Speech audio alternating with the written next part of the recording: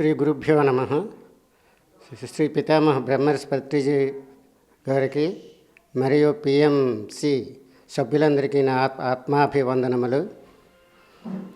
నా పేరు మైలపల్లి రామారావు అండి. మాది బుడగట్లపాలెము, శ్రీకాకుళం జిల్లా. నా వయసు 68 సార్. ఇప్పుడు ముఖ్యంగా నేను 1958లో ఆధ్యాత్మిక దీంట్లో నేర్చుకోవలసి వచ్చింది. అప్పుడు ఒక గురువుగారి దగ్గర సంప్రదించవలసి వచ్చింది. అప్పటి నుండి 2000 వరకు ఆయన దగ్గరే శిక్షణ ప్రవచనాలు వినడం జరిగింది. ఈలోగా 2020లో ఆయన శరీరం చాలించారు. ఆయన చాలించిన తర్వాత మేము మాకు అవకతవకల వలన స్వగ్రహం వచ్చేసాము. అప్పటి నుండి ఆయన ఏ దారిలో నడమంటే అంతవరకు ఆ దారిలోనే నడుచుకొచ్చాము. 18లో పత్రిజీ గారు ఇక్కడ పర్మిట్ ఓపెనింగ్కి వచ్చారు.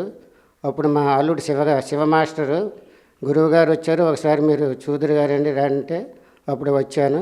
పత్రిజీ గారికి చూడగానే నాకు అపారమైన అనుభవం కలిగినట్టు అనిపించిందండి. అప్పటి నుండి నేను ధ్యానం చేయుటకు అనుకూలంగా అప్పటి నుండి మొదలుపెట్టాము మా భార్యాభర్తలము.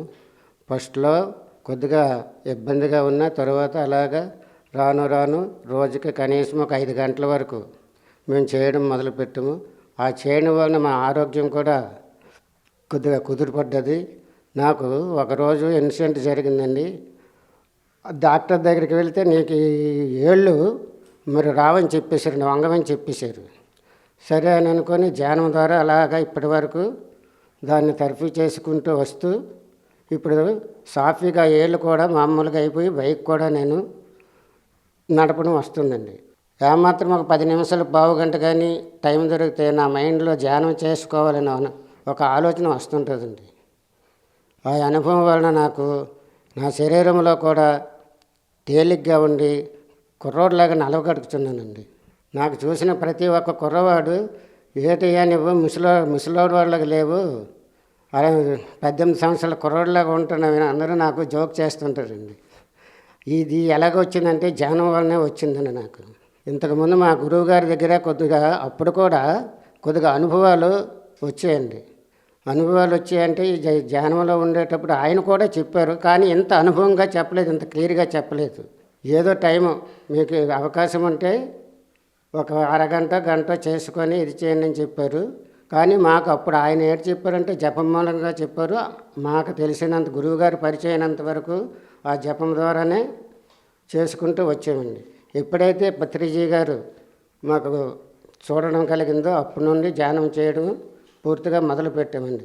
మా పిల్లలు 2-3 వాళ్ళు కూడా నాన్ వెజిటేరియన్ మానేశారండి. ఇప్పుడు మా అమ్మాయి కానీ మా ఆవిడ కానీ, నేను 98లోనే నాన్ వెజ్ మానేసానండి.